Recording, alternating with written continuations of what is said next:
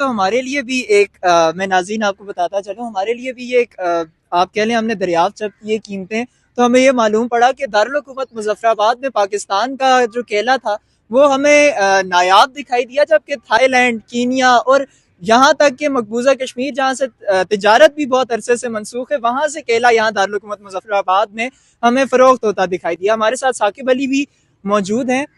साकिब ये बताइएगा कि आप अब जो जब हमने ऑपरेशन किया मीडिया ट्रुथ कैम की जो टीम है उसका आप भी हिस्सा थे, तो आप कहाँ कहाँ गए, किन मार्केट्स का विजिट किया और अब तक की क्या सूरत हाल रही, और जो सब्जी और गोश्त पर एक ऑपरेशन फर्स्ट फेज में हमने किया, अभी तक उस पर क्या इंतजामिया की जानिब से कोई एक्शन लिया गया है या फिर अभी तक जो ताजिर हैं वो अपने मनमाने रेट पर फरोख्त करते दिखाई दे रहे हैं चीज़ें?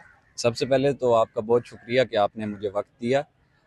ये जो ऑपरेशन था ये हमने ऑल ओवर जो मुजफ्फराबाद शहर है, जैसे सब्ज़ी मंडी है, अपर अड्डा, छतर, गोजरा, दुमेल, इन इलाकों में किया।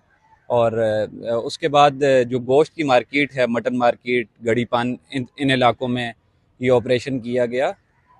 तो इसमें ये है कि कल जो आपने बात की कि इंतज़ामिया हरकत में आई है या नहीं, सबसे पहले तो मैं आपको एक छोटी सी चीज़ बताऊंगा कि इस जगह पर तहसीलदार, assistant commissioner, additional deputy commissioner, commissioner, price control committee और फूड अथॉरिटी के डिपार्टमेंट्स मौजूद हैं।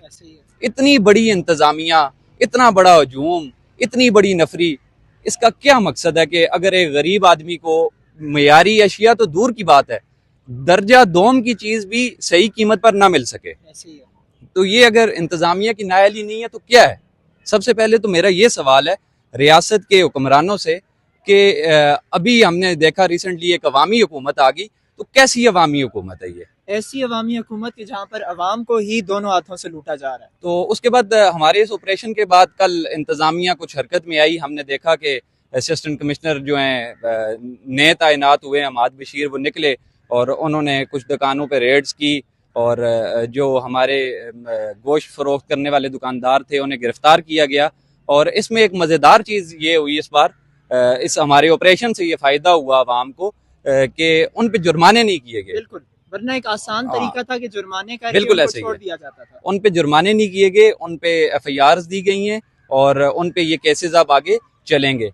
तो इसमें हमने हर शोबा ज़िंदगी की वो चीज़ शामिल की है जिसका इंतज़ामिया रेट जारी करती है। और आइंदा दिनों में आप देखेंगे कि बेकरी, टायर शॉप और हर एक चीज़ जिसका रेट इंतज़ामिया ने जारी किया, हमने वो तमाम तर चीज़ों को शामिल किया। तो इंशाल्लाह उम्मीद है कि अवाम को शायद कोई रिलीफ मिल सके।